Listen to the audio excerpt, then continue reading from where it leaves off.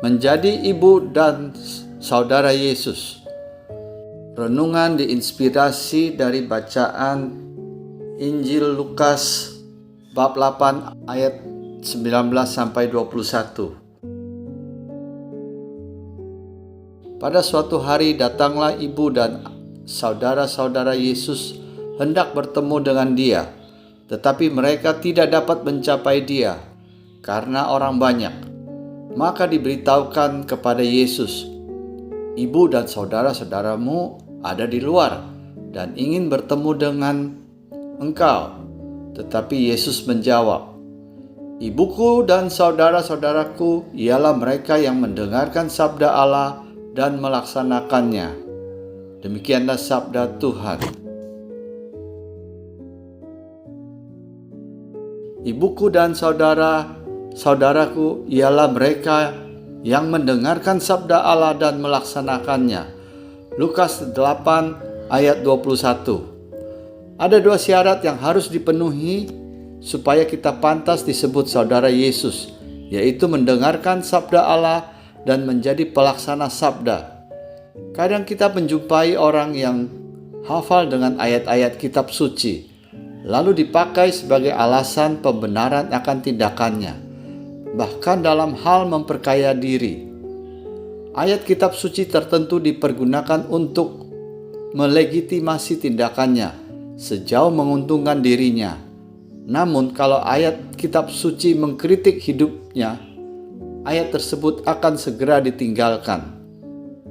Saat kegiatan lingkungan, terutama pendalaman iman atau PI bulan kitab suci, beberapa umat lingkungan dan pengurus nampak sangat antusias dan peduli akan kegiatan ini. Dalam WhatsApp grup lingkungan, mereka merespons akan hadir dalam pertemuan PI online. Siang hari sebelum PI, di WhatsApp grup lingkungan diposting kembali tentang kegiatan PI sebagai reminder. Biasanya mendapat respons yang cukup banyak, menyatakan akan hadir. Beberapa menit sebelum PI berlangsung, penyelenggara menelpon umat lingkungan meminta untuk hadir. Proses ini memakan waktu sekitar 30 menit untuk membujuk, memaksa.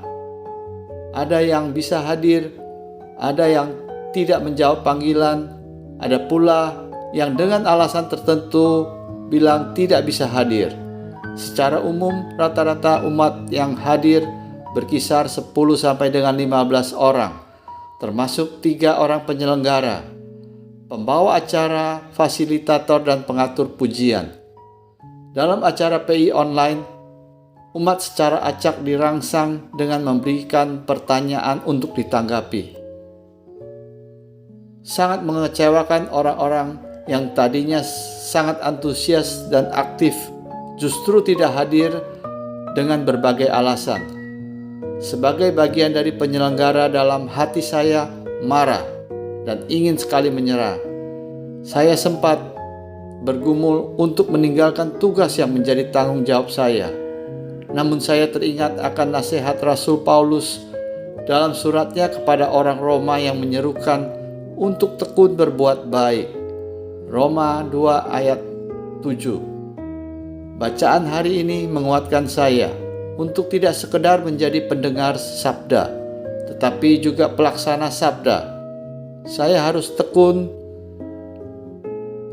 belajar, berpikir positif, dan mau berkorban. Semoga saya layak menjadi saudara Yesus. Doa, ya Tuhan, mampukan saya untuk senantiasa belajar, mendengarkan sabda-Mu dan melaksanakannya. Amin.